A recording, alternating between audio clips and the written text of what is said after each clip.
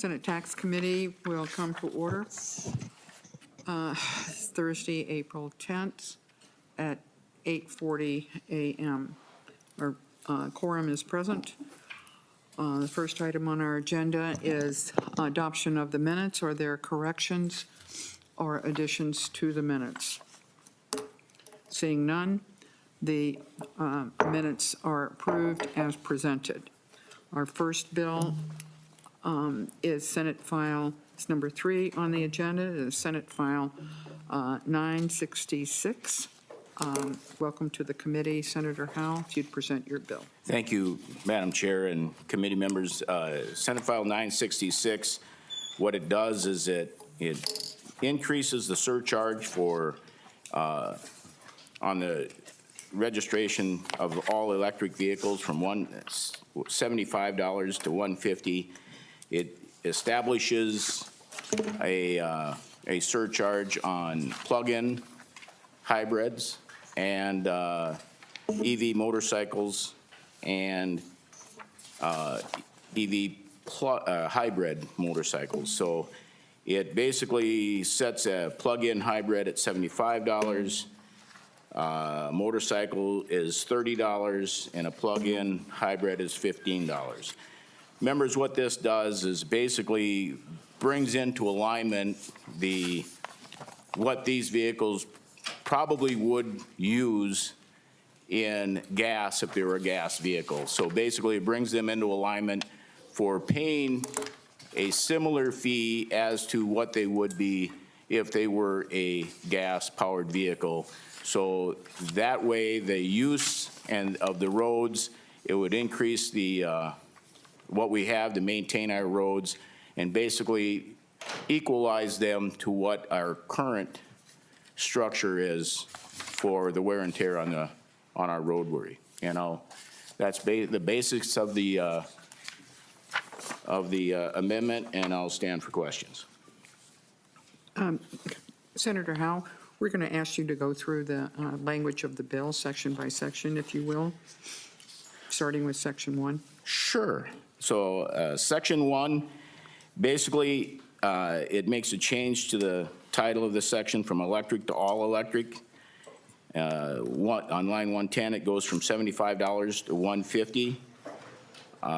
On line 113, by July 1st, the Commissioner of Management and Budget must transfer from the general fund to the highway tax distribution an amount equal to $79 times the number of surcharges collected under paragraph A in the preceding year. So what you're doing is taking $79 times how many ever registrations you had of the electric vehicles.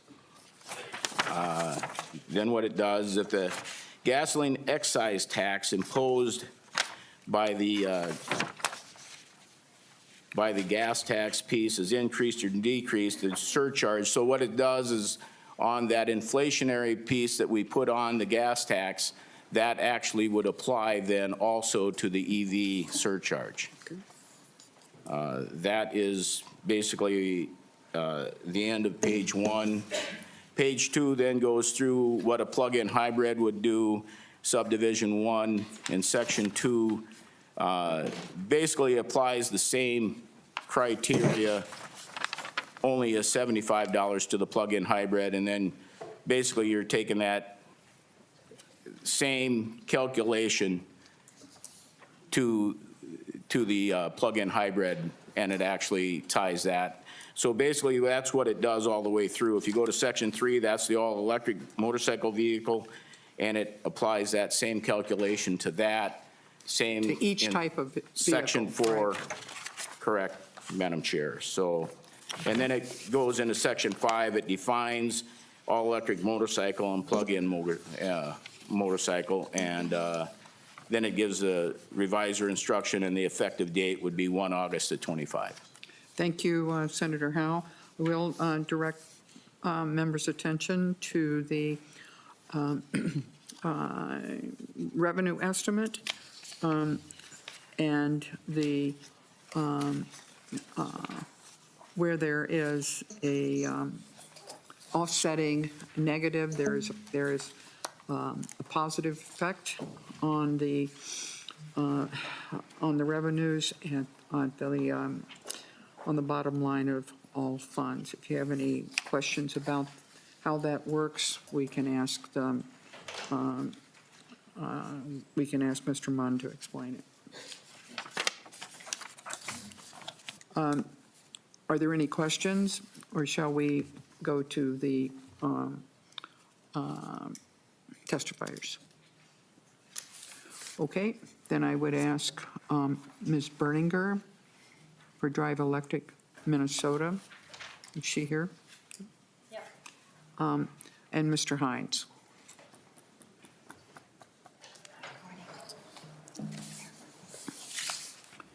Welcome to the committee. If you would identify yourself for the record. Yes, good morning, Madam Chair and members of the committee. My name is Carolyn Berninger. I'm testifying today on behalf of Drive Electric Minnesota. We're a partnership of automakers, auto dealers, electric utilities, charging companies, environmental organizations, state and local governments, and others that are working to increase deployment of electric vehicles and EV charging across Minnesota.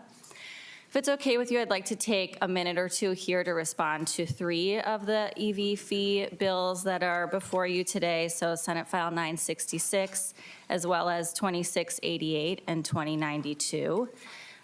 Drive Electric Minnesota supports all vehicle drivers paying their fair share to maintain Minnesota's roads and bridges, but we oppose increasing Minnesota's electric vehicle fee at this time, as proposed in Senate Files 966 and 2688, for a few reasons. The first is because electric vehicles currently cost more upfront than comparable gas cars. Electric vehicle drivers have a higher overall tax burden than gas car drivers when taking all taxes into account, including motor vehicle sales tax, tab fees, as well as the existing $75 annual fee. So this means today EV drivers pay more into the HUTDF than other drivers at this time.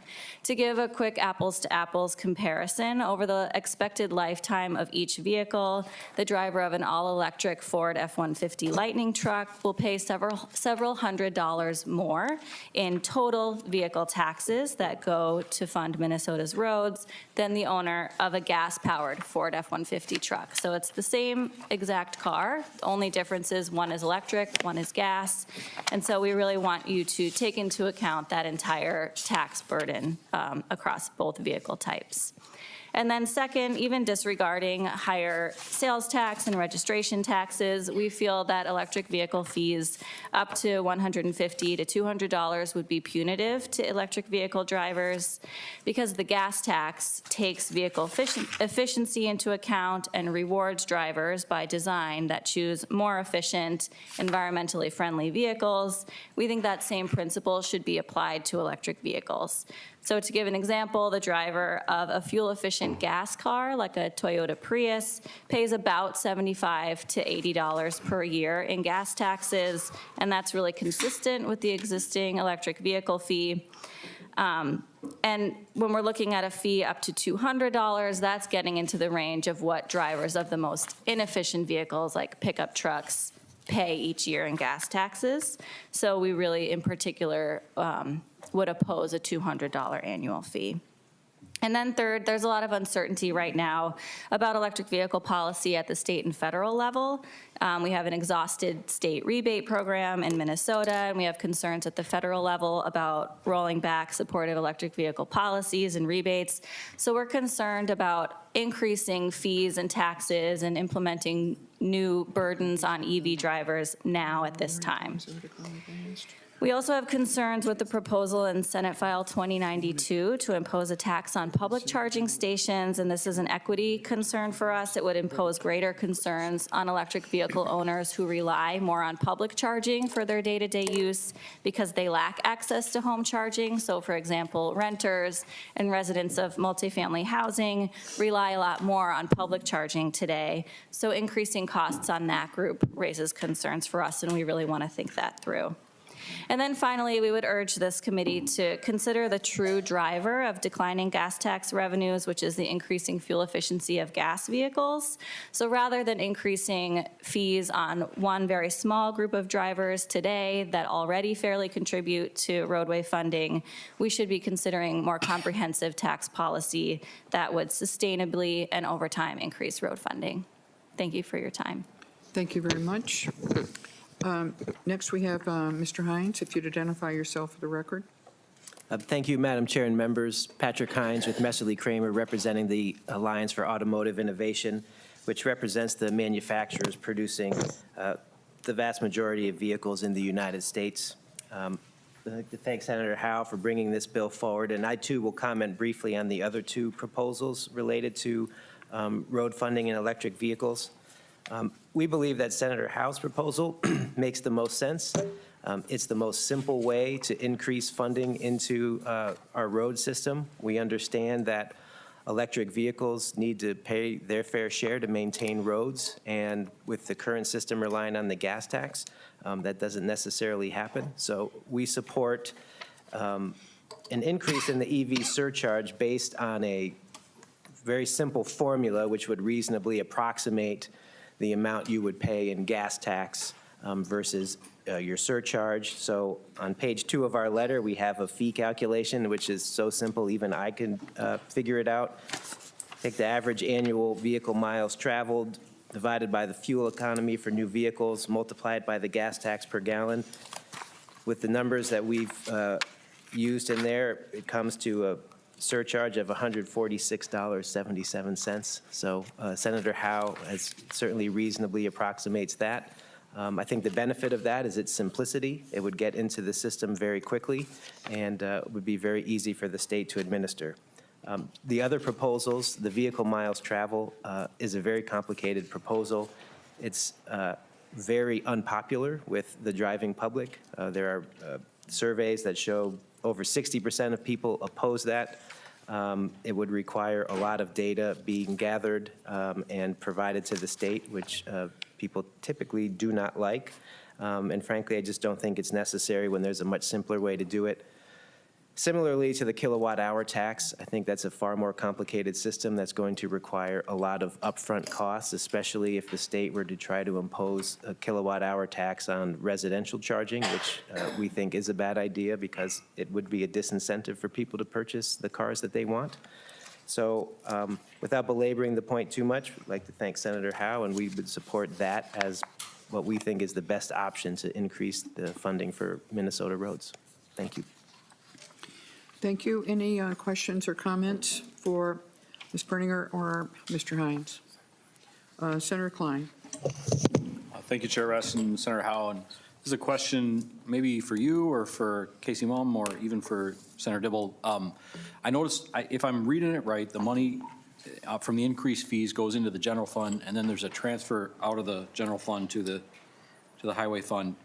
Why wouldn't we just simplify and have the fees go directly to the highway fund? Mr. Munn. Mr. Chair and Senator Klein, the revenue from the fees is deposited into the Highway User Trust Fund. There is a supplemental or additional transfer from the general fund that is estimated based on the amount of fees. That's in addition to the fee revenue that's deposited into the Highway User Trust Fund. Senator Klein. Thank you, Chair. And I guess then my follow-up would be for the author. Why are we taking additional dollars out of the general fund for this highway fund? Seems to accomplish a different purpose than what you're trying to accomplish with this surcharge on electric vehicles. Senator Howe. Well, I was just trying to increase our HUTDF fund to provide for the increase that would, what I think we need to do to continue to maintain our road network. So. Okay. Anyone else? Then thank you very much, Senator Howe. Senate File 966 will be laid over. If I may, Madam Go Chair, right ahead. I truly believe that this may not be the best approach because it does not account for all those EVs that come in from other states, and we're only going after Minnesotans. There are other approaches out there. Some that my colleague will introduce. I do believe there's a fix out there, but we do need to look at this and establish the framework of how we're going to go forward with this in the future. Otherwise, we will continue to struggle to maintain our roads. So there are other options out there. I think we need to take a look at all of them. This happens to be the quickest and easiest to put in place. Thank you, Madam Chair. Thank you, Senator Howe. Senator Dibble, do you have some advice on how we have a couple of bills that deal with surcharges on electric vehicles, and I know that you've had conversations with the members of the Transportation Committee, and we're going to hear Senator Johnson Stewart's bill next, but if you could maybe, while Senator Howe is still here, provide kind of the landscape for us, and then, the bill is here for an obvious reason, but we'd appreciate your advice. Thank you, Madam Chair, and appreciate your willingness to hear all three of these bills. I won't go into like a lot of historical context other than to say this has been an active discussion for quite some time, ever since Priuses first appeared on the scene. And even before then, there's been a lot of discussion about the future of transportation funding in the tradition of how we funded, by and large, transportation, at least at the state level, which is finding that nexus of who uses the streets by and large, and using some of those user-type taxes and fees. And so we know the big three, of course, are gas tax, motor vehicle sales tax, and tab fees that go into the highway user tax distribution fund. And obviously the gas tax, which has been the workhorse, was going to diminish, plus we want it to, for obvious reasons. And so there have been, going back, I think, even 10 or 15 years, studies of the type that Mr. Hines mentioned, which is looking at some sort of a vehicle mile traveled or a road user charge or, mile-based user fee. And there are different permutations of that, but it's complicated and, it just has a lot of problems. As more and more electric vehicles started being purchased, both privately as well as in fleets, the conversation has become even more active. And I don't disagree with the testimony of Drive Electric. There are some things to take into consideration. The other two sources of funds for the highway user tax distribution fund are greater, coming from more expensive vehicles. Nevertheless, we live in the real world, and this issue is not going to go away. There's another part of the argument, and that is that electric vehicles are a bit heavier than a lot other cars, and so they have a little bit more of a wear and tear effect on our roads. The amounts of money we're talking about at the end of the day, I don't want to say are de minimis, but it's $200 in the context of cars that are much, much more expensive, and it feels like we should just kind of live in the real world and acknowledge that whether it's real or perceptual, we probably should take the step to create this kind of parity, or else it'll continue to be antagonizing to the public, that they'll feel like EVs are kind of getting a free ride, no pun intended. So my advice to the legislature, to this committee is I'm kind of a convert. I've accepted that we should do this. We should make up the difference in gas tax through the registration tax. Probably, I know we're going to hear about the kilowatt hours idea, and move forward with something that approximates what folks pay on an annual basis with gas tax. So the Howe bill has merits. I'm confused by the general fund transfer piece, so not totally signed up necessarily for the entirety of the Howe approach, but in spirit, I'm in support of Senator Howe, and that's why we brought all the bills forward, so we could have the entire conversation in transportation. before we refer these bills over here. We're going to hear two ideas from Senator Johnson Stewart. And so I do have one favorite among the three. Which Okay. if we could He knows it. bring it back to transportation, we probably are going to consider taking it into the omnibus bill if you're so inclined and if this committee is so inclined. Yeah, I want to be clear about this. So of the bills we're hearing, you are comfortable with them staying in the tax committee for consideration in the omnibus bill here? Or do you, is your preference that they return to the transportation committee for inclusion in your bill? My preference is at least one of them be referred back to the Transportation Committee for inclusion in the transportation bill. Well, that's what, Yeah. okay, All all right, right. so- Okay, thank you.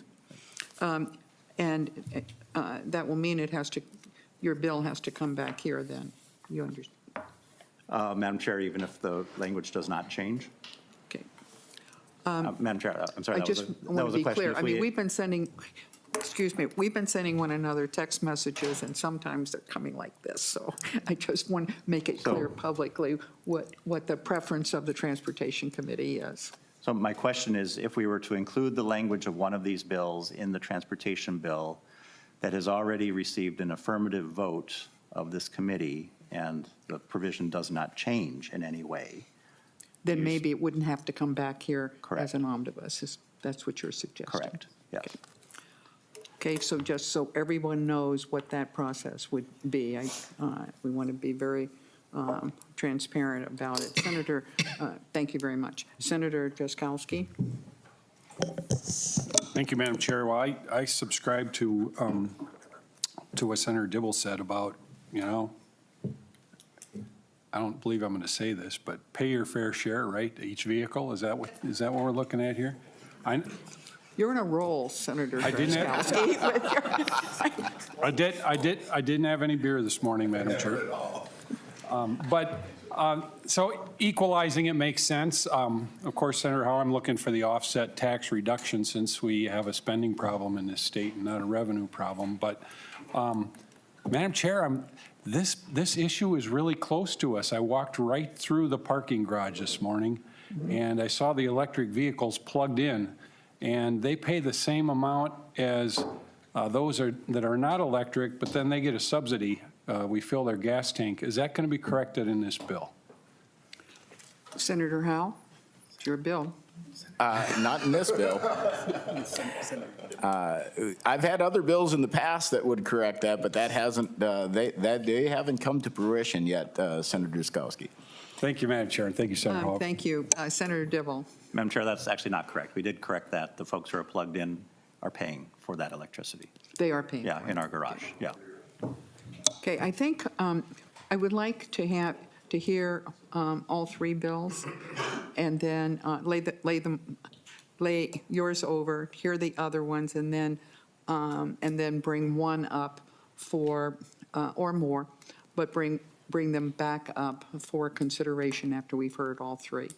And we knew ahead of time that Senator Howe's bills and Senator Ann Johnson Stewart's bill are very similar. So. Madam Chair, I wouldn't have to be here for that vote, though, correct? No, you would not. I've got another committee I'm supposed to be No, sitting in. you would not. And thank you so much for going through the bill and laying the landscape for this surcharge. It's very much appreciated. Thank you, Madam Thank you, Chair. Senator Howe. Thank you. So Senate File 966 is laid over. The next bill is Senate File 2688. Senator Johnson Stewart. Good morning, committee members.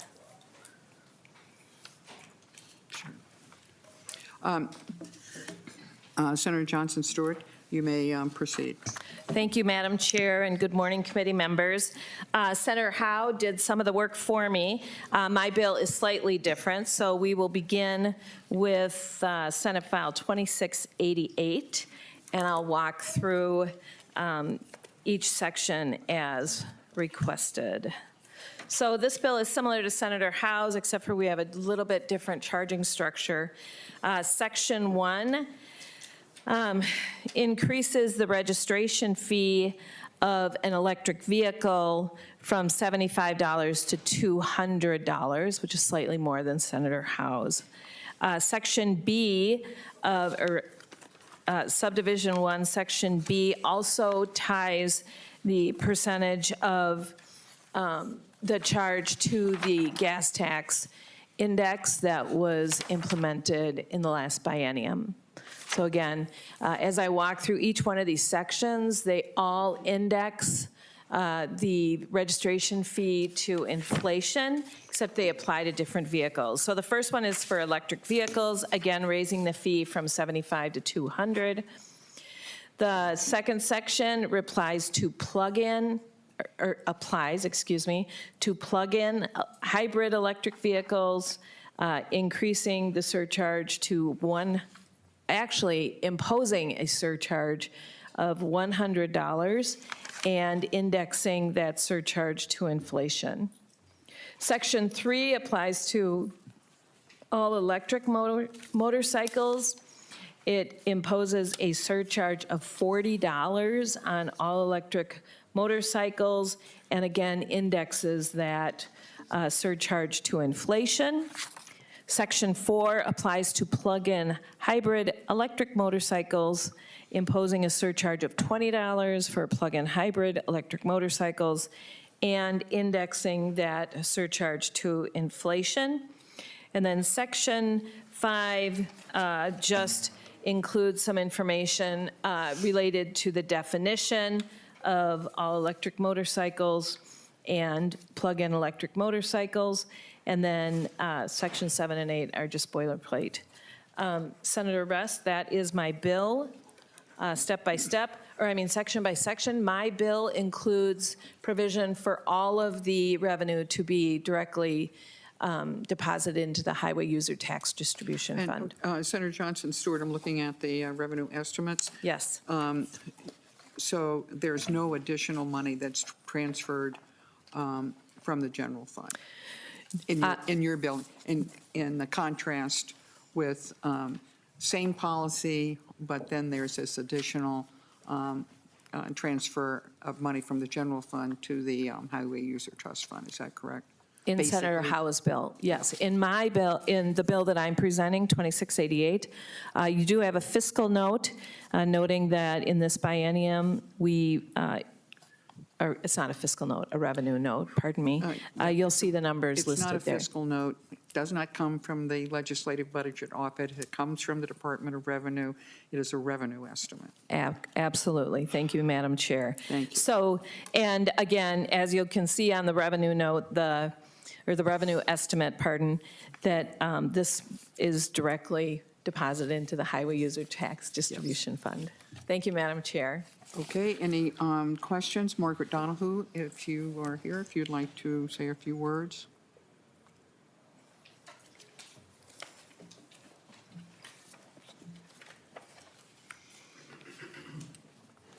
Welcome to the committee. If you'd identify yourself for the record.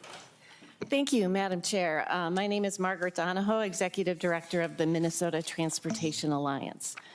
Our members would like to thank Senators Johnson, Stewart, and Howe for their work on legislation that would increase fees collected from electric vehicles to help fund important highway needs. We appreciate the foresight in recognizing that the vehicle fleet will continue to change, and that will impact the revenue generated by the state fuel tax.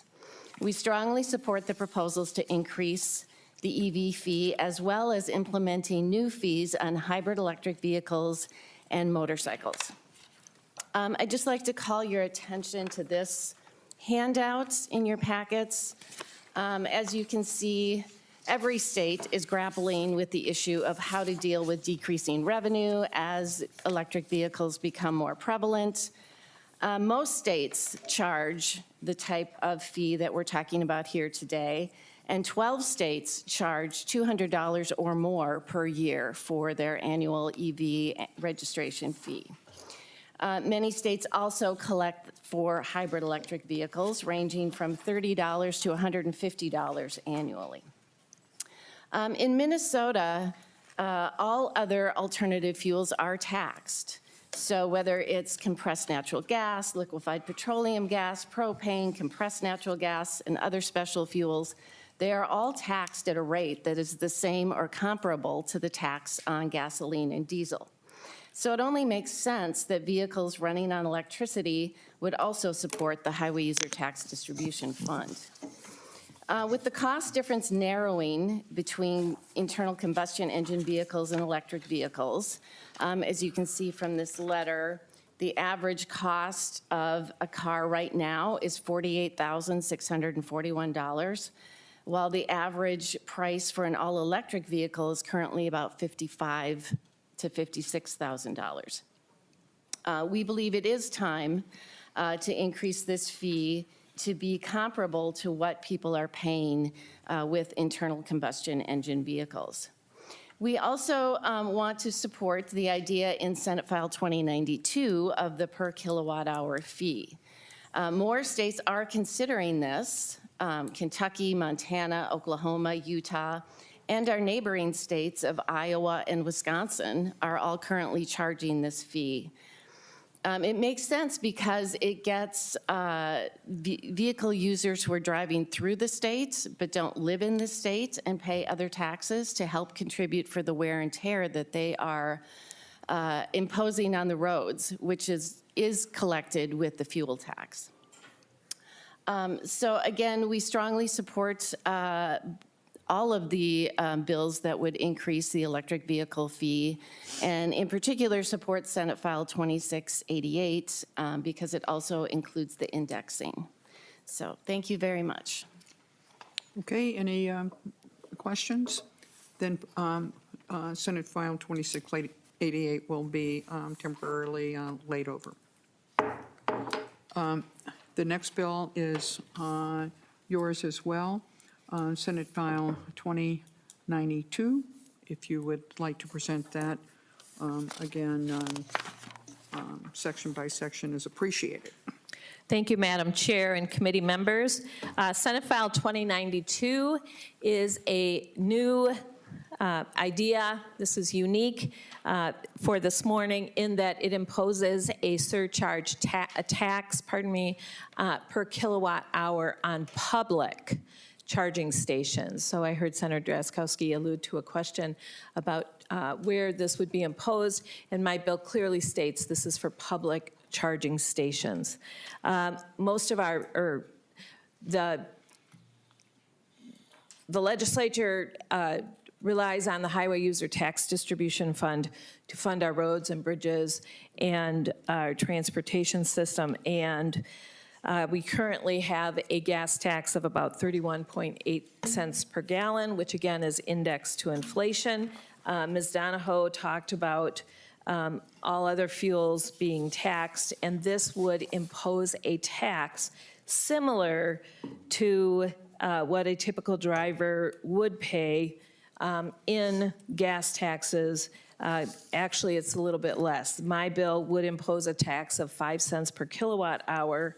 A gas tax equivalent would be about 8 to 9 cents per kilowatt hour. Walking through the bill, and you also have a revenue estimate. Walking through the bill, Section 1 defines all of the components of this legislation, including what is the charging station, who is a charging station operator, electric fuel, utility vehicle, legacy chargers, which are precluded from this bill, and residents, because we specifically left off imposing a tax on residential charging stations. Subdivision 2 outlines the tax, which is specified as 5 cents per hour, 5 cents per kilowatt hour. It also specifies how this tax is paid to the Commissioner of Revenue on the 20th day of the month. It also specifies that the money from this tax be deposited directly into the Highway User Tax Distribution Fund. I think it mostly then the remainder of section or subdivision 2 talks about how the tax is imposed. It leaves out residences. It does not apply to charging stations that have a very small capacity and charging stations that are free. So to Senator Dibble's point, we might see a charging station that appears to be free but does not have a meter on it. Again, we'll leave that to individual operators and owners of buildings to figure out how they might want to do that. And then lastly, it just talks about legacy chargers are exempt from this tax levy. Madam Chair, you also see a revenue estimate listed. Again, this is projected to bring in revenue over this biennium and those going forward. Thank you, Senator Johnson Stewart. Senator Klein, did you have a question? Thank you, Chair and Senator Johnson Stewart. Yeah, you mentioned that within the legislation, it specifies that these revenues would be deposited directly into the highway user fund. But if I'm correct, and either you or Senator Dibble can inform me, the Constitution would also require that in this circumstance, right? Because it would be similar to a gas tax. And so this is, of the three presentations before us, this is the only one that would be sort of protected from future legislative shenanigans regarding this revenue source. Am I right in saying that, Senator? Madam Chair, I defer to Senator Dibble on that. Thank you, Senator Klein. Senator Johnson Stewart, Senator Weber. No, Dibble. Senator Dibble was going to answer the question. Who's this? No, Senator Johnson Stewart deferred to Senator Dibble. Oh, I see. So, I don't know, Madam Chair, I don't know the answer to the question, so I'm asking Senator Dibble to answer. Senator Dibble. Thank you. So Senator Klein's question was about future legislative shenanigans. It depends on your definition of shenanigan. I actually, I do believe that actually taxes that are in the nature of a registration fee or tax have the constitutional dedication as well. So the other two would have that constraint. This, as your question indicated, would be similar to a gas tax and would also have the constitutional constraint. That being said, the magic is in the definition of highway purpose, of which there is much discussion and debate. Thank you, Senator Dibble. Senator Weber. Thank you, Madam Chair. Just a couple of questions. So first, does Senate File 2092 deal with the existing registration fee for electric vehicles at all? No. Okay. Oh, I'm Senator sorry. Johnson Stewart, you need to go through the chair. Yeah, I apologize. Madam Chair, no. Senator Weber. Thank you. Then just a quick question, and I have not served on the Transportation Committee. We need to know, what is the Transportation Advancement Account? Senator Johnson Stewart. Thank you, Madam Chair. I do know what the Transportation Advancement Account is, but I believe Senator Dibble could answer your question much more completely. Madam Chair, if you could defer to Senator Dibble. Senator Dibble. Thank you, Madam Chair. So the Transportation Advancement Account, the TAA, is an account. You know, I guess we think of it as a fund maybe, but it's technically an account created that is, and the sources of revenue that go into that pot of money are the retail delivery fee as well as the auto parts sales tax as it migrates slowly from general fund over to transportation purposes. That gets put there. Some of those dollars, by the way, are put into the highway user tax distribution fund of the auto parts sales tax, and that will continue as well. But and then the uses of those funds are for small cities that don't qualify for MSA, townships, counties, et cetera. Thank you. And one last question. Senator Weber.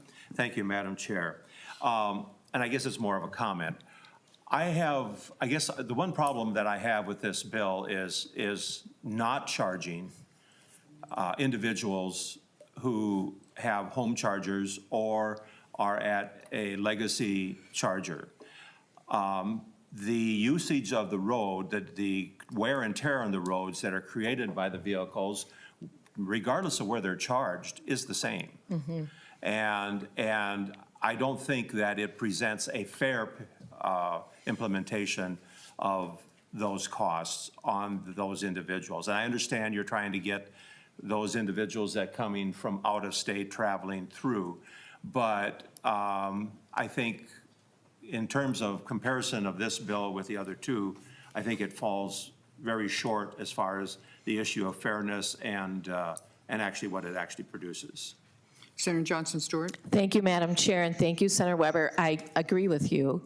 Senator Jasinski and Senator Howe, Senator Dibble and I have been conversing about how we might move towards an implementation that would allow charging in people's homes or in their apartment buildings or private businesses. We very much think that it is a fairness issue and would like to move to that.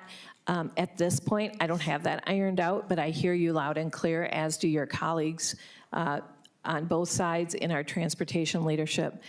So duly noted, and I think we have a plan to move into that, but as of right now, we'd like to get this methodology established or approved by this committee, and then we'll move forward. But I've assured Senator Jasinski and Senator Howe that we will try to figure that out. Senator Drazkowski. Thank you, Madam Chair. Thank you, Senator Johnson Stewart. Senator, I need help here. Legacy chargers. I'm not up to speed on what these are and how they work and fit in. If you could just characterize what kind of chargers we have out there. Is the government providing juice to people, or is it always really a business that is that they're plugging into? And then what are legacy chargers? Senator Johnson Stewart. Thank you, Madam Chair and Senator Drazkowski. Legacy chargers are defined on line 1.17, and what it means is a charging station that was in operation before October 1st, 2023, or one that not only was installed earlier, but it does not have a metering system. So, and to answer your question, I have talked to stakeholders, including those companies, I believe they'll come up and testify, that provide charging stations. There's many different ways, but generally that you can charge an electric vehicle. Actually, we do have a charging station at my house, but it's not for us. We don't have an EV. But there are just simple charging stations that businesses or homeowners can install for relatively inexpensive, less than, I would say, $2,000. But then there's also charging stations that are operated at Quick Trip, or not Quick Trip, at convenience stores or Target or other places. Those are generally not owned by the company that is providing them, but they're leased, much like a vending machine. And then even at waysides and state parks and at public facilities, there are chargers that are, again, similar to a leased kind of, well, they are leased, similar to a vending machine, where the company that provides the charger pays for the ability to have it there, but they incur most of the revenue. So there's a wide variety. And to Senator Weber's question, we just didn't really finish the conversation about how we might tax somebody's home charger, given that, you know, we don't really, it's just where it's up in the air. Senator Jasinski has an idea that everybody just gets a lump sum tax based on an average or an estimate based on the number of vehicles they have, et cetera, but we're still working on that. Senator Drazkowski. Madam Chair. More? Senator Drazkowski. Thank you. Thank you, Senator Johnson Stewart. That's helpful to me. Senator Weber, I don't know if we want to be charging people at home for this. They're already paying tax on that electricity to begin with. So I like your bill, and I like what you're doing. I would vote for not charging them at their home. Thank you. Thank you, Senator Drazkowski. We do have two testifiers, Mr. Thorson, Mr. Quillis. Madam Chair, if I could just offer up, I think. But I'm going to ask them to come forward now anyway. And I believe our testifiers can answer more questions about the charging stations themselves. As they come forward, Senator Dibble, did you wanted to add anything? Thanks. I just wanted to support Senator Weber's view of the matter. I actually drive an electric vehicle. Don't know if everyone knew that. And I charge almost entirely at home. I do pay electricity taxes, but I am seized by guilt every time I charge my car because I'm not paying gas tax. I'm not paying my fair share. I almost never charge the car out in the wider world, whether that's a level 3 supercharger that you find at a convenience store or, a level 2 charger somewhere else. I have used Senator Johnson Stewart's charger up at her cabin in Wisconsin. She gave that electricity to me for free, and she even fed me while I was there, so. Mr. Thorson, if you would identify yourself for the record. Good morning, Madam Chair, members of the committee. For the record, my name is John Thorson with LaUna, Minnesota and North Dakota. We represent more than 14,000 skilled construction workers who build and maintain Minnesota's infrastructure. I'm before you today to speak on behalf of the operating engineers, iron workers, carpenters, and cement masons who, along with our members, build and maintain the roads, bridges, highways, and want to express our support for Senate File 2092, as well as Senate Files 966 and 2688. Let me start by recognizing Senators Johnson Stewart, Howe, Jasinski, and Chair Dibble for their leadership and advocacy on this issue going forward. The suite of bills before you today are an important investment in Minnesota's highways, roads, bridges, and workforce throughout the entire state. Article 14, Section 10 of the Minnesota Constitution relates to taxation of motor fuels.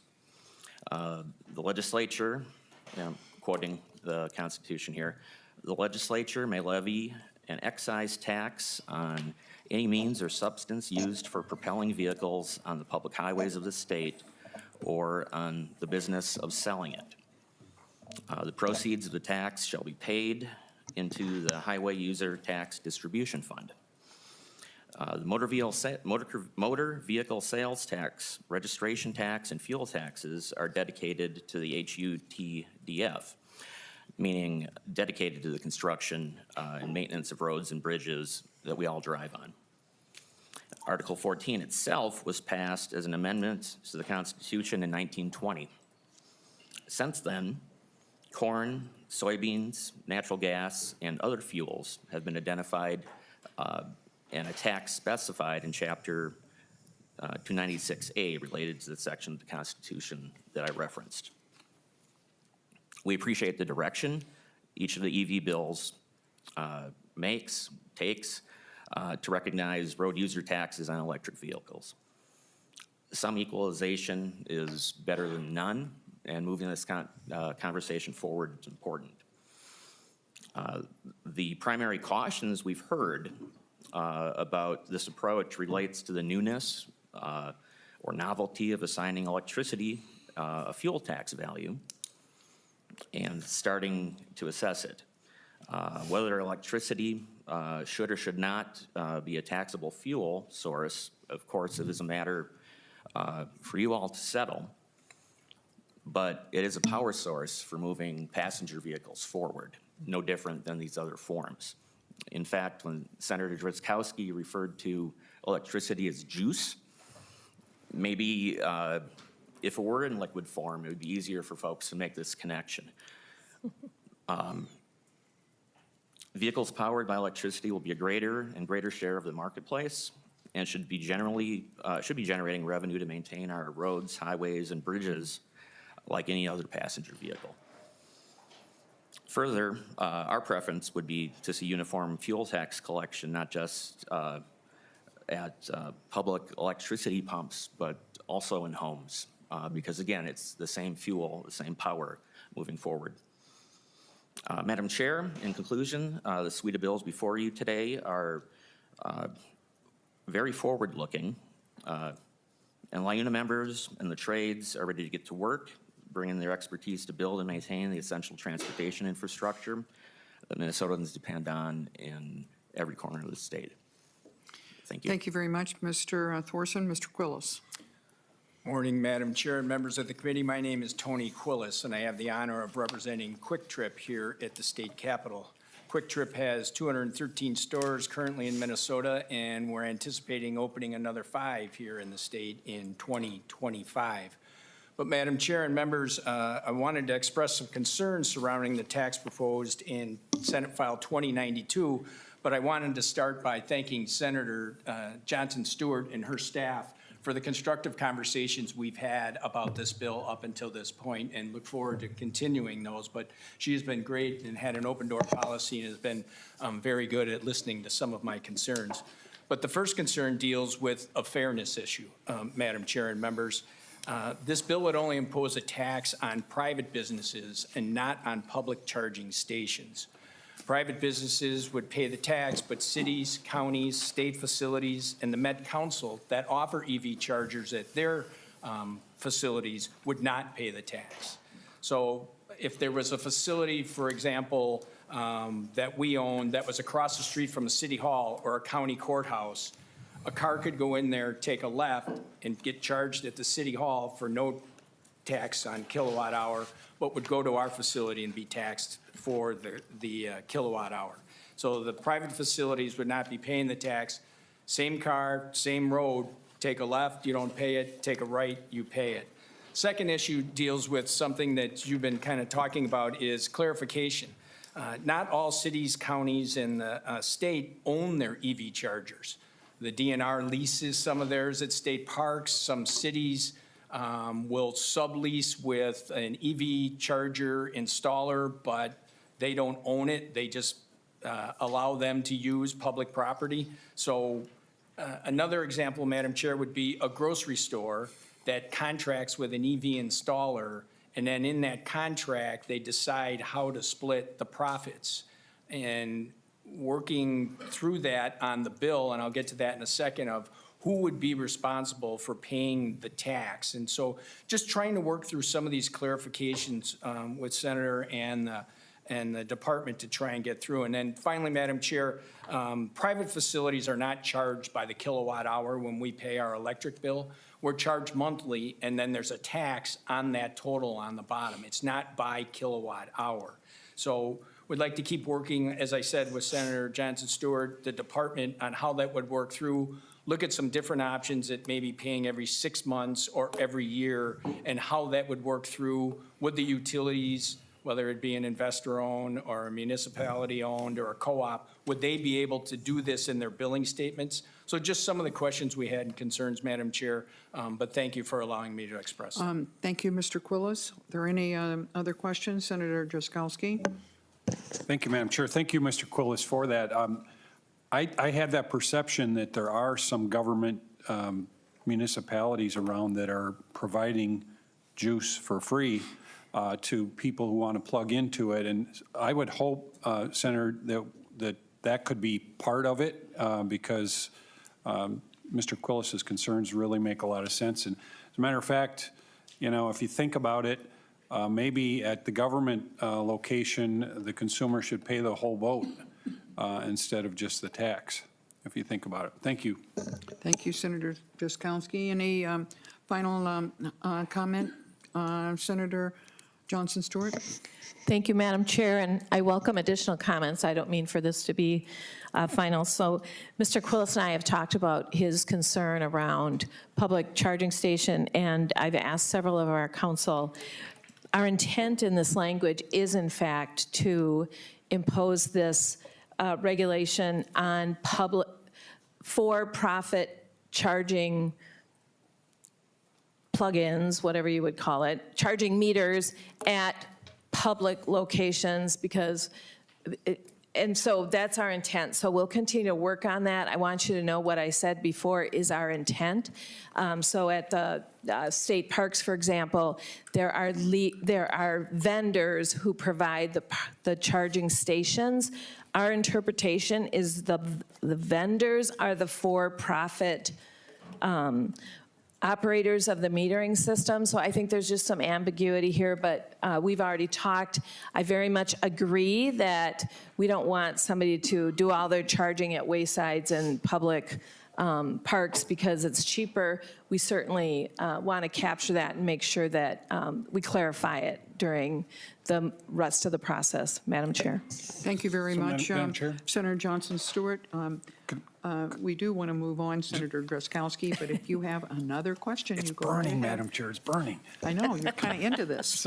So, thank you, Madam Chair. So, Senator, so do we have units of government that they're having a private organization there, a private company there providing the electricity, but do you back up your EV to City Hall and it's plugged right into City Hall and the government is providing it? Or to state government at a park or elsewhere where the government is actually simply providing it? I know early on that was what was happening, and I don't know if that's still happening today. If it is, that contrast would be concerning as well. And could we just have them pay for the electricity there, maybe, and the tax? Anyway, that was a question. Yeah, thank you, Senator Drazkowski. There being no further discussion, Senate File 2092 is laid over. Senator Dibble moves that Senate File 2688 be taken from the table. All those in favor of that motion, please say aye. Aye. Opposed, say no. Motion prevails. We now have Senate File 2688 before us. Senator Dibble. Thank you, Madam Chair. I'd like to move that Senate File number 2688 be recommended to pass and referred to the Committee on Transportation. On the motion, all those in favor, please say aye. Aye. Opposed, say no. The motion prevails. Thank you very much.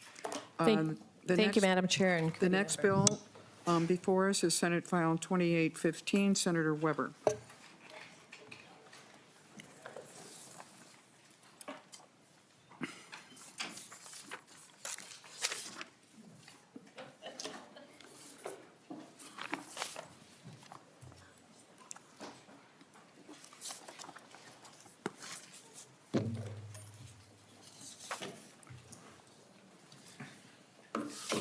Senator Weber presents Senate File, again, 2815. Senator Weber. Thank you, Madam Chair and members, for the opportunity to present Senate File 2815. This is a fairly simple bill that deals primarily with when a certain tax that is collected is to be, it's always refunded to the state in accordance to law, but as to when an eligible refund is returned. Just to give you some background, those pharmacies that are subject to the Minnesota Provider or the Minnesota Care Pharmacy Tax, if they sell legacy drugs, or legend drugs, excuse me, we like those different words throughout our different aspects of state activity. Those are drugs that are primarily prescription drugs sold across the counter to the public. If those medications are sold to sources outside the state of Minnesota, the pharmacy must still collect the 1.8% provider tax that is mandated. And they remit that then to the state of Minnesota. However, they only are allowed to apply for the refund in March of every year. I have with me today a representative from A-Strep Companies, who also owns Sterling Specialty Pharmacies, that have some of their facilities that actually market 98% of their product out of the state. And so it becomes, quite frankly, a cash flow issue for them to not be able to get that money refunded in a timely manner. They have worked with the commissioner and his staff to put together a quarterly refund situation. And as we go into the bill, Madam Chair, subdivision 2 of section 1 basically indicates that the refund is changed from an annual to a quarterly refund with the necessary strikeouts and additions of language. And for Legend Drugs, starting at bottom or line 1.18 and going through to the second page, basically outlines the process by which the quarterly payments can be made. And this wording, as I mentioned, has been worked out between the testifier's company and the Department of Revenue. And finally, my last item, Madam Chair, is that in light of your targets this year, I have a revenue estimate that is the type you like, zero. So, Indeed it is. and with that, Madam Chair, I would like to turn the testifiers' table over to Mr. Schindelar, who is representing Astrep Companies. Welcome to the committee, sir, if you'd identify yourself for the record. Good morning, Madam Chair, members of the Senate Taxes Committee. My name is Randy Schindelar. I am the Chief Financial Officer at Astrep Companies and Sterling Specialty Pharmacy. Astrep Companies has been in business over 72 years and has become a staple in rural Minnesota under the Sterling brand and now operates 13 retail pharmacies, 4 long-term care pharmacies, and a specialty pharmacy in Mendota Heights. Over 400 Minnesotans are employed by Astrep Companies today, and the company is now run by second and third generation family members. 8 years ago, we opened Sterling Specialty Pharmacy. The drugs dispensed out of this pharmacy are sent directly to patients in all 50 states out of the facility in Mendota Heights. Somewhat unique to Sterling Specialty Pharmacy is that close to 98% of our medications purchased are then sent directly to patients outside of Minnesota. This is significant because the state of Minnesota places a 1.8% MinCare Legend drug tax on every medication purchased, even if 98% of the medications sold by our pharmacy are for patients outside of Minnesota. The way MinCare Legend drug tax works is drug wholesalers that sell prescription drugs to Sterling Specialty Pharmacy charge the tax on 100% of the purchases and remit those taxes to the Minnesota Department of Revenue, even though only 2% of the company's purchases will be used to serve Minnesotans. The amounts withheld create a significant cash flow burden on the company until the tax can be trued up upon annual filing, and 98% of the amounts withheld are refunded to the company once per year.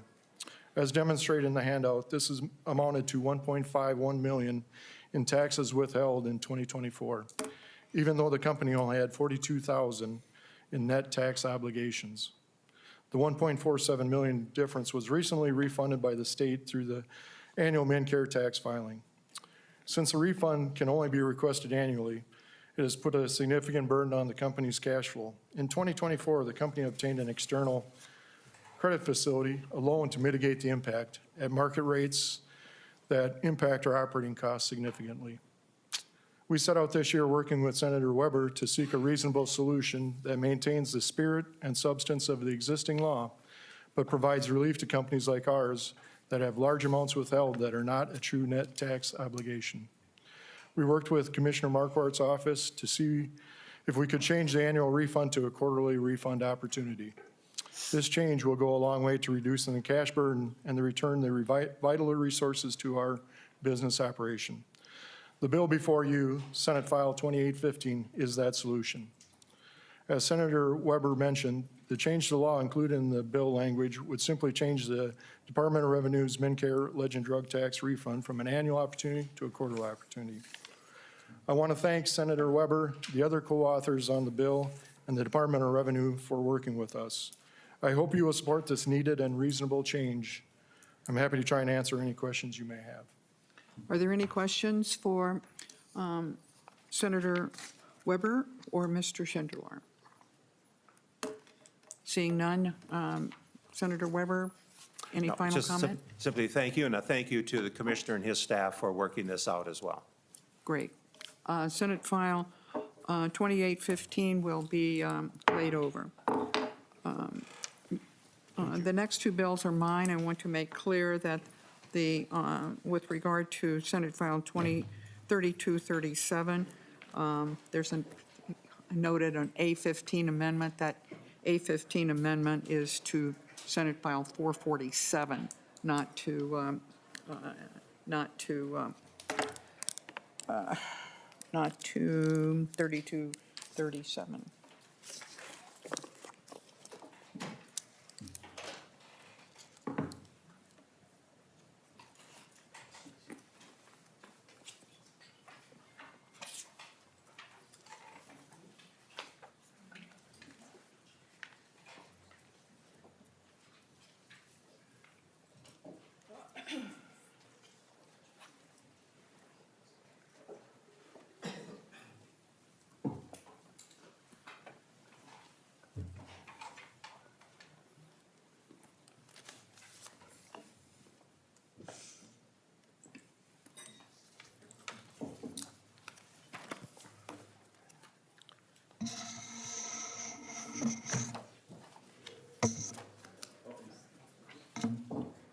from Senator Rest. We'll start with Senate File number 447.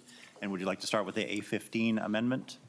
Yes, Mr. Chairman, I want to offer the amendment, but this is not the committee of origin, so I would like to explain it before we great. act on it. Perfect.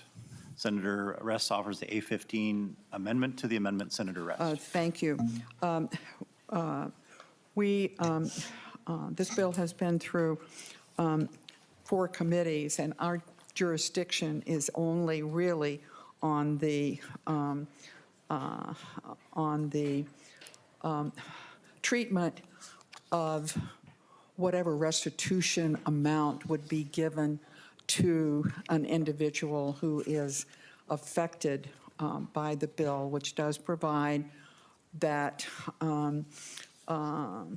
a program, if you will, of being able to return to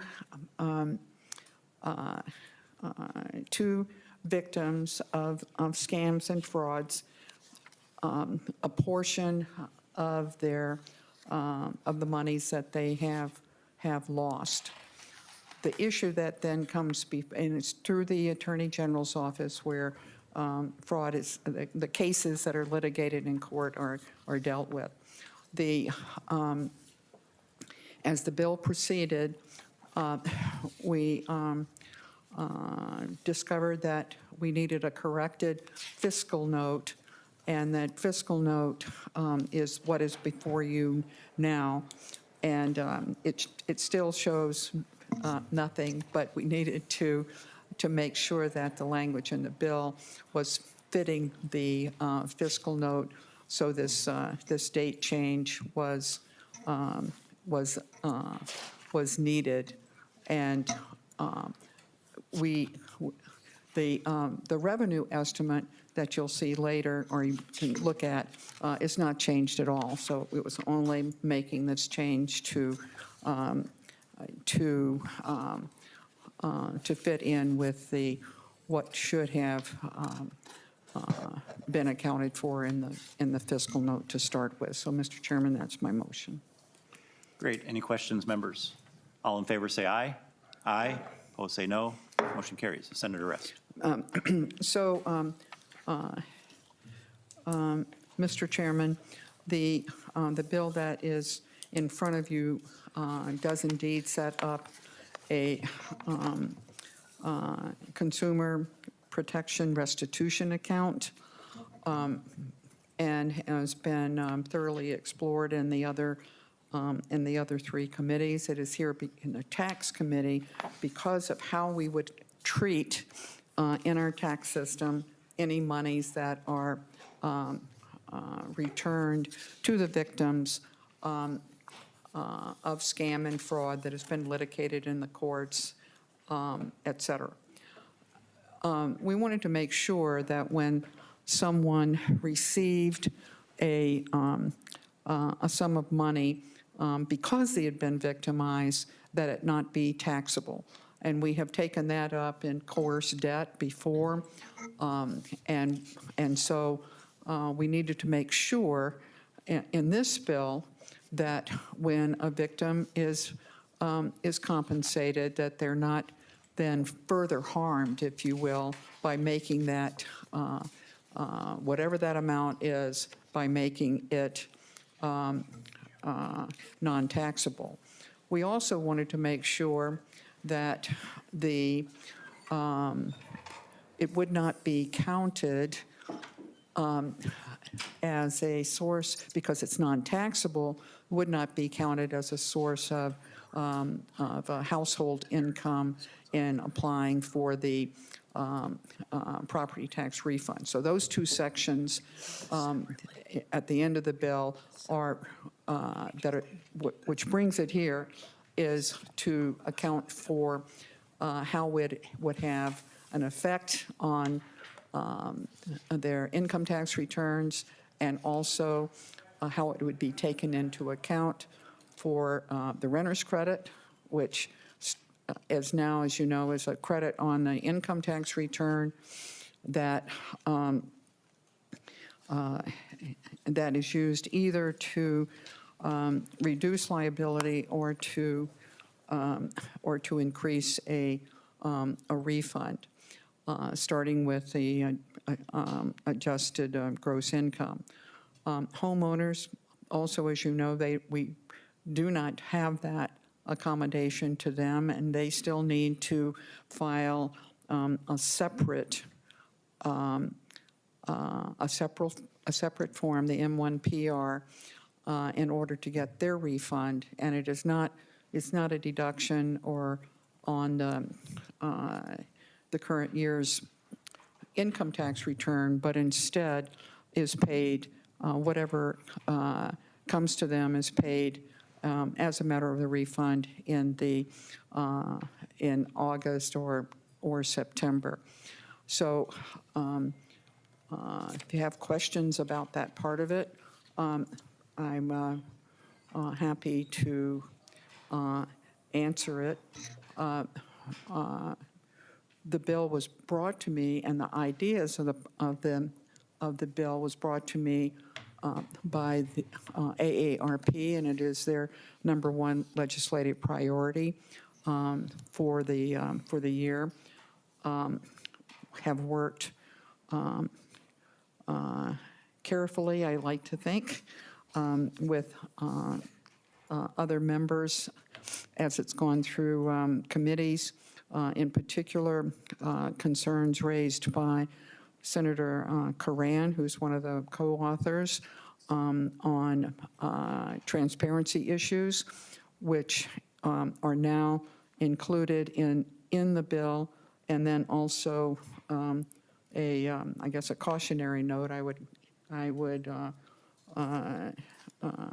indicate by or from Senator Marty.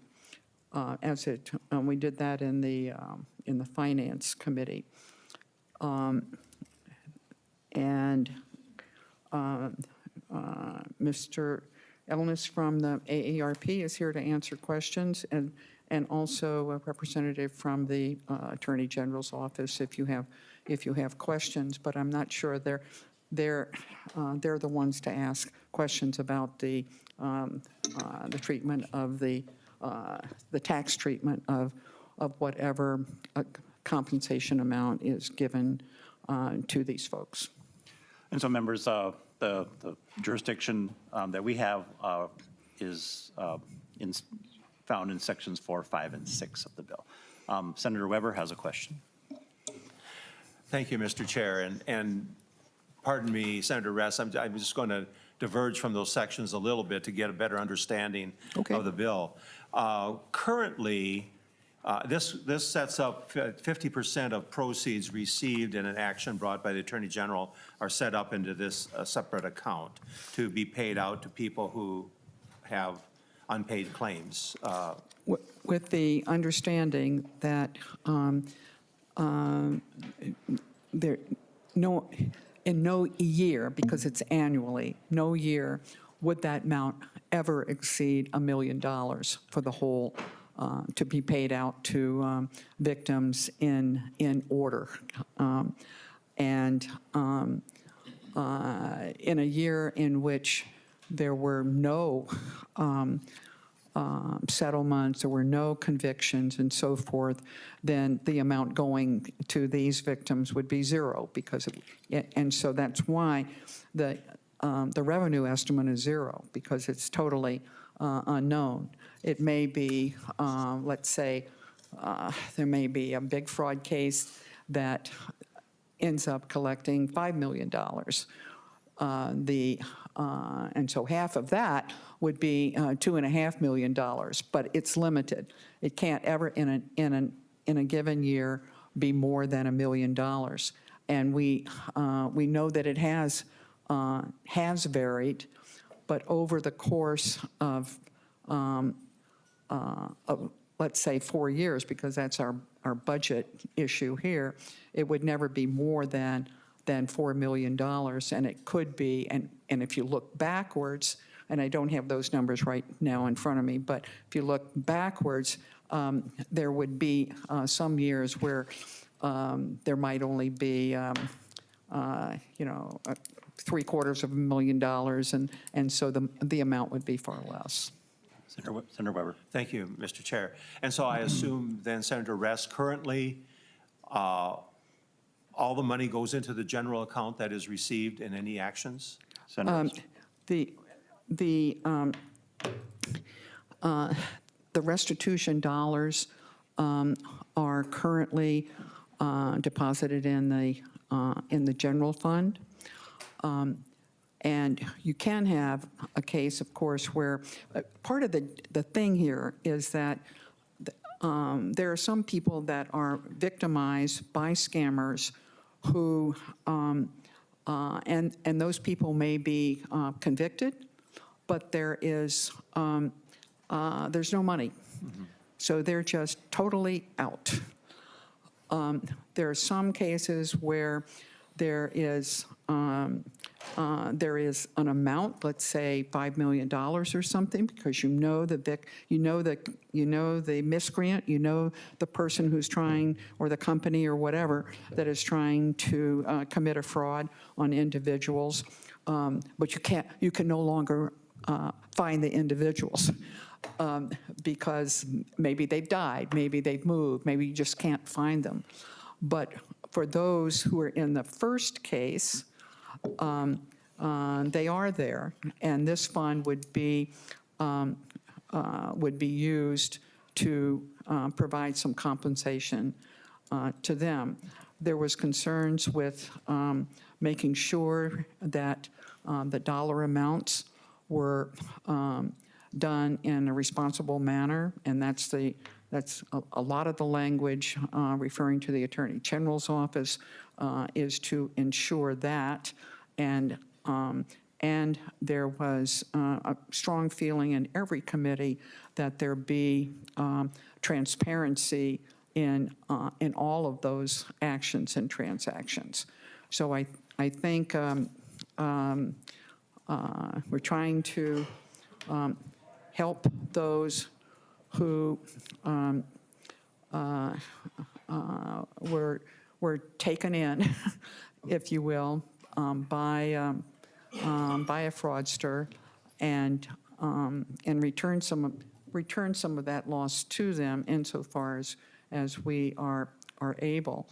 And the reason why, as I see it, that it's a concern and brought to me by AARP is not because older folks are more susceptible to being defrauded or taken in, but because they generally have more savings. They have more dollars available to them as the older we get, and than young people. And but when older people lose their savings, it has a profound effect on their ability to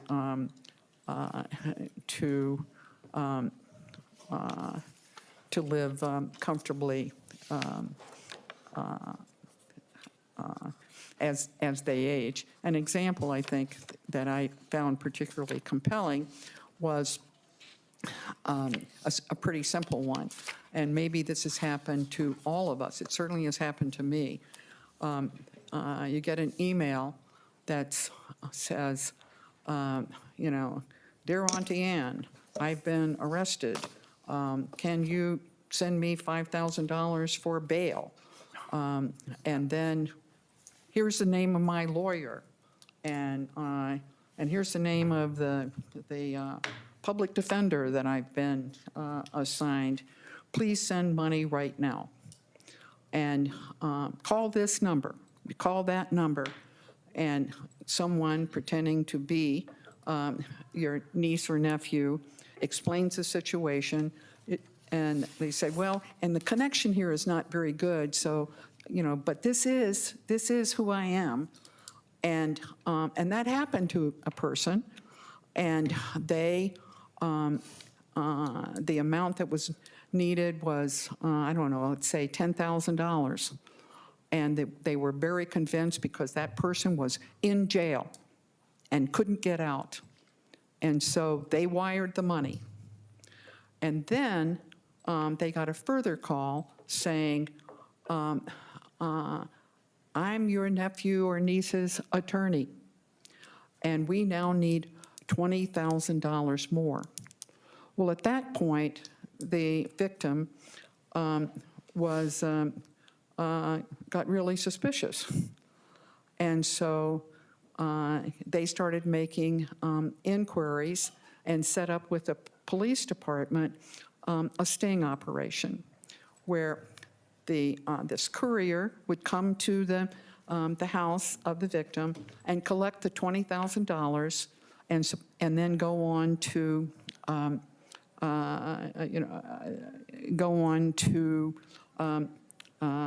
take that money as well. And so the sting worked, and the courier was arrested. So that $20,000 was not in the hands of the fraudster. But the courier didn't know who the fraudster was, in a sense. And so the first $10,000 was not collectible. That person was just gone, they couldn't find them, whatever. And that instance is not, maybe not in those dollar amounts, but was not as unusual as you think. And in another instance, but a similar one, the person who was being asked to wire all this money said, well, you know what, I'll just call them. I didn't know they were going to go to Florida. I'll just call them. And they answered the phone, and they said, hello, and I said to me, Mary, are you okay? And she said, yeah, why shouldn't I be okay? Well, do you need a lot of money right now? And she said, no, I'm home. 3 blocks from where you live, I'm home. And then the light dawns, and people do have that happening to them all the time. I get fraudster emails about paying off my MinPass account all the time. But MinPass sends out or the Easy Pass, they send out a text saying, we would never do that. Do not pay any attention to those kind of emails. They're just trying to take you in. And okay, an Easy Pass account is small money, but that $10,000 to that gentleman who testified in one of the other committees, that's a lot of money. That's just gone, and it's not recoverable. And when you do fall for those things, there is a sense, obviously, of embarrassment. How could you have not realized that you were being attempted to being defrauded? And this account that is being established here would take some of the sting out of that. Senator Weber. Thank you, Mr. Chair, and thank you, Senator Rest. I'm actually in arrears in the New York Pass right now, so, There you go. Be really careful how much money you send them. Thank you. All right, any further questions at this point, members? Senator Rest, were the two individuals, They're here just to answer questions at this point. Okay, thank you. And so, Mr. Chairman, I would hope that you would just lay the bill over. Great, thank you. And I just wanted to acknowledge the folks in the red vests from AARP who are Yes. here to support Senator Rest's legislation. Thank you for being here. With that, we will lay Senate File 447 on the table for possible inclusion in a future bill. So now we turn to, as amended. We lay Senate File 447 as amended on the table for layover for possible inclusion in a future bill. Now we turn our attention to Senate File number 3237, Senator Rest. Mr. Chairman, Senate File 3237 is a proposal to allow a sales tax exemption.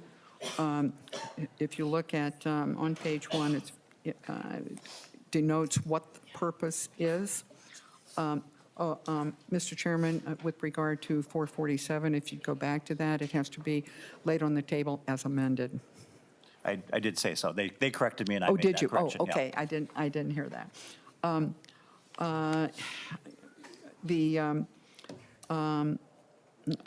Tickets that are sold for World Championship golf tournaments that are sponsored by the PGA or other related events in Minnesota then would be exempt.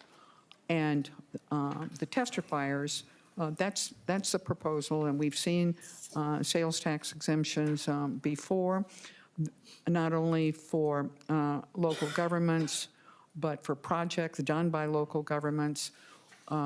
Also had the other day a similar sales tax exemption on tickets to events sponsored by Minnesota's public universities and colleges, but often it's also proposed as an incentive, as a way of showing support for the economic impact, the positive economic impact that can be had in a state, and of course in our situation, and for Minnesota to be able to attract national and international events, whether they be sporting events or otherwise. So that's the foundational platform for considering this. And Mr. Chairman, I would hope that you can call up, and you can see the revenue estimate is in the packet, but I would ask that you would call up the testifiers. Thank you, Senator Rest. I invite Phil Anderson from Hazeltine and Adam Dunnick from the Downtown Council forward.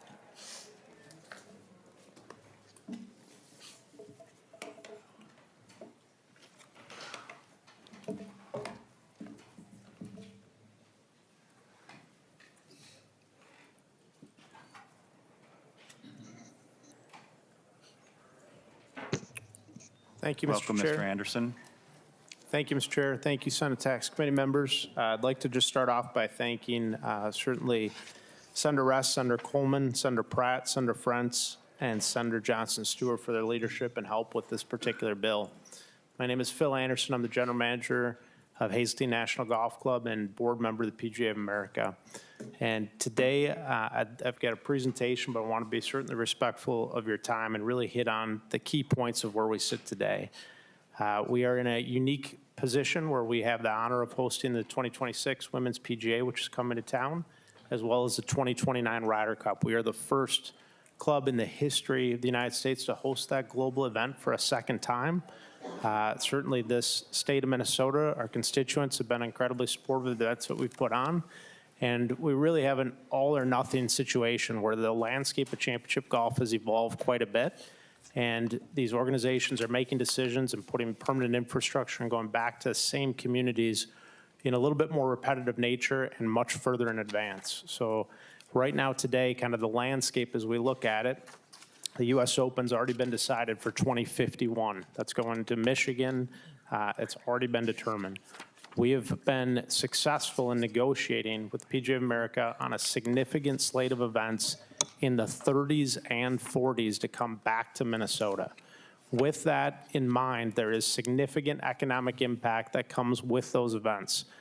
Certainly the Ryder Cup in 16 and now coming back in 29 being a global event, from a telecast standpoint, reaches over 600 million people globally in 48 countries. This puts Minnesota on the map. It's the ultimate marketing for showcasing the state of Minnesota. PGA America would like to see partnership from the state of Minnesota as they bring significant economic impact back to this area in the 30s and 40s. So that is really what the synopsis of this bill is they are looking to get a signal from the state to make sure that we are supportive and that we do want to host these events. We are seeing the landscape across the country where other states have general funds that are participating and are wanting to attract them with significant investment in dollars for them to come back to the area to host these events. I'd like to turn it over to Adam Dunnick to testify on just the economic impact, Mr. Chair. Thank you, Mr. Anderson. Questions at this point for Mr. Anderson? All right, welcome, Mr. Dunnick. Thank you, Mr. Chair and members of the Tax Committee. Good morning. I'm Adam Dunnick, the President and CEO of the Minneapolis Downtown Council. Real pleasure to be here this morning. And I'm here to speak to the economic impact of Senate File 3237. Last summer, downtown Minneapolis saw consecutive record months in hotel occupancy, month over month from June, July, and August. And largely what drove those economic activities were Big Ten basketball tournament, the Minnesota Timberwolves and Lynx having incredible seasons, the Timberwolves going far deep into the playoffs, USA Gymnastics trials, and a Prince 40-year anniversary. So events is what's really driven our downtown revitalization the last couple of years, especially last summer. And related to that is support for events like the PGA events that Mr. Anderson is talking about here. If you talk to any hotel general manager or restaurant owner or the people that work in these establishments, that's what's helping keep their employment up. That's what's helping drive the economic impacts of the city. And we have data showing the impacts of the 2016 Ryder Cup, knowing that those projections will be met and exceeded at $130 million just a number of years ago. Mr. Anderson can speak a little bit more in detail about this, but the nature in which golf has grown, the accelerated pace, those numbers could be 2-3 times that amount going forward.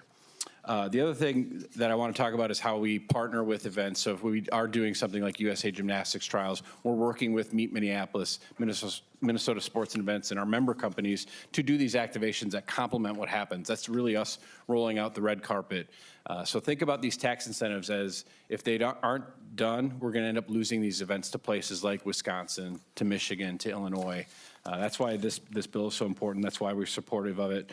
We support it for the elements of tourism, hospitality, and the economic dollars that drive our city, region, and our state forward. Thank you, Mr. Chair. Thank you, Mr. Dunnick. Questions for Mr. Dunnick? All right.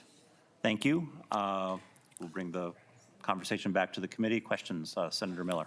Thank you, Mr. Chair. Mr. Anderson or Mr. Dunnick, so you mentioned that the Ryder Cup was the last large-scale PGA event here in Minnesota. Is that correct? And that was in 2016? Mr. Anderson. We also, yes, that I would say definition of large scale, yes. We also hosted the 2019 KPMG following that Ryder Cup, and then we had the United States Amateur in 2024. But the large scale, I would say 100 million plus economic impact, the Ryder Cup in 16 was the last event that was hosted that had that impact. Thank Senator you, Miller. Mr. Chair. So $100+ million economic impact for an event that was 9 years ago now. Do you have an idea of what those other two smaller events brought in for economic impact? And then you mentioned some larger scale events in the 30s and 40s. Can you just give us a little bit more, a little bit better picture of what those events might be, and then what the estimated economic impact that would come along with those events if we're fortunate enough to get those? Yeah, absolutely. So, Mr. Chair, thank you. Senator Miller, to answer that, certainly a 2019 KPMG is probably about a $2 to $3 million economic impact, and same thing with the USAM this last summer. We filled about 5,000 hotel rooms. Impact to the community is about $2 to $3 million. So what happens is they bundle the events with some smaller ones to get the bigger ones. So effectively, as we look forward at the slate into the future in the 30s and 40s, we would have a couple more of those smaller events, but we also would have a PGA Championship, which the economic impact of Valhalla this last year was about $180 million to that community. So it's fairly significant. We were looking at a number of those, and certainly this partnership and leaning in, which the PGA Americas look for from the state of Minnesota standpoint, puts us in a position to be under consideration for even a third Ryder Cup. So when we think about that impact, well, there are very few sites that can host that event, and they know the economic impact, and there are other states that want to step up and do it. Senator Miller. Thank you, Mr. Chair. And Mr. Anderson, can you give us an idea of who the spectators are and where they're coming from? Is this like a regional thing where they're coming from, states nearby, or people coming from all over the country, or maybe even in some cases all over the world? Who attends these events, especially the larger scale PGA events? Mr. Anderson. Thank you, Mr. Chair. Senator Miller, I would say all of those events are global by nature, just based on the participants that are in the field. The Ryder Cup is anticipated to have about 300,000 spectators through that time period, of which it is a global event. You'll see last time it was almost 30,000 people from Europe are attending. And I think the amazing part of that particular event is that you're getting individuals where you'll come in, you only get tickets for a day or two, even though it's a week-long event. So they're spending their time further throughout the community. They're going to Rochester, they're going to Duluth, they're going to downtown, they're utilizing the entire state. And I think from an economic impact, it was 130 million independent study in 16. What we just saw at Marco Simone in 2023 was almost $300 million of economic impact, but because 72% were extending their stay by more than 2 days. So it's impacting tourism, restaurants. This is a significant global event. Senator Miller. And Mr. Chair, just one more question. Thank you. This is this all fascinates me, and I'm a huge supporter of doing what we can to attract these. Does it compare with WrestleMania? Well, I think, we'll find out, because we have a two-night WWE SummerSlam event coming next year, which also will be a huge economic impact, not only for the Twin Cities, but for the state when you're doing events in communities all across the state. But, Mr. Chair, Mr. Anderson, can you tell us, maybe for folks who are or aren't as familiar with one of these golf tournaments, what does a typical week look like? Because they're not just coming to play golf on Saturday and Sunday. They play practice rounds, and then the tournament starts on Thursday. They play through the weekend, and there are other ancillary events going on. So what does a typical week look like when a PGA event comes to town? Mr. Anderson. Mr. Chair, Senator Miller, yes, it is. It's what's unique about it is it's not a one-day event. It's a 7-day event, and people are coming in on the Saturday, Sunday before, because you'll have practice rounds on Monday, Tuesday, Wednesday, and a typical 72-hole event. You'll play Thursday, Friday. We'll have a cut. Half the field will be eliminated, and the other half will finish that particular week. So there are events going on throughout the entire week. We are certainly seeing entertainment throughout the entire week at restaurants and venues throughout the Twin Cities and throughout the state in support of that. So it's not just a one-day, one-night event. This is going on for a minimum 7 days. All right, Mr. Chair, I lied. One more comment. So, while I'm not a golfer, I've attempted to golf. I'm not good, terrible. I do occasionally watch golf, and for anyone who hasn't watched a PGA event, I highly encourage you to do it, especially on like a Saturday or Sunday when it's on TV. I've never been to one live. Would love to catch one live at some point, but just watching it on TV and watching the fans and the spectators and the excitement, and you can tell that these events draw a ton of people. So I'll leave it with that. If you have not watched a PGA event on TV, I highly recommend you do it, especially on a Sunday when it's the final round and it's coming down to the wire. It's believe it or not, for golf, it's quite entertaining to watch. Thank you. Members, anything further or any more questions? All right, Senator Rest, final word. No, Mr. Chairman, really, but I do share Senator Miller's ineptitude at playing golf, but I do enjoy it as well, and I agree that I have had the opportunity in the past to not go to a Saturday or Sunday, but go to one of the first 2 days of an event. In fact, one time was at Hazeltine for the US Open many years ago, but I was there. I really think it is it is certainly more than just worthwhile considering being part of, the state being part of the whole package of showing support to these international global events by doing something like exempting the sales tax on tickets.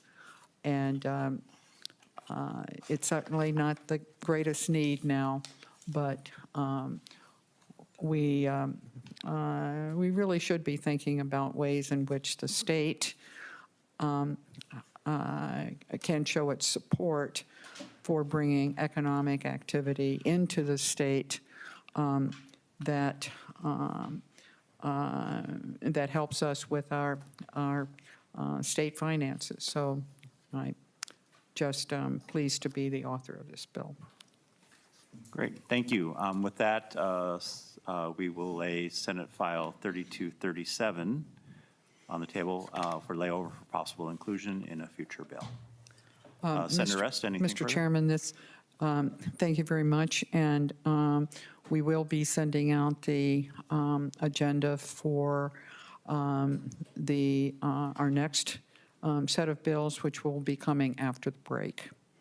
So, Great, thank you. and will With that- not include a request for the Transportation Committee to send their bill, unless you do some things that will get my attention, Senator Dill, but otherwise, thank you very much. We will endeavor not to make, change one comma or one period so as to not travel through this. And committee. Mr. Chairman, you can adjourn the committee. All right, with that, we are adjourned.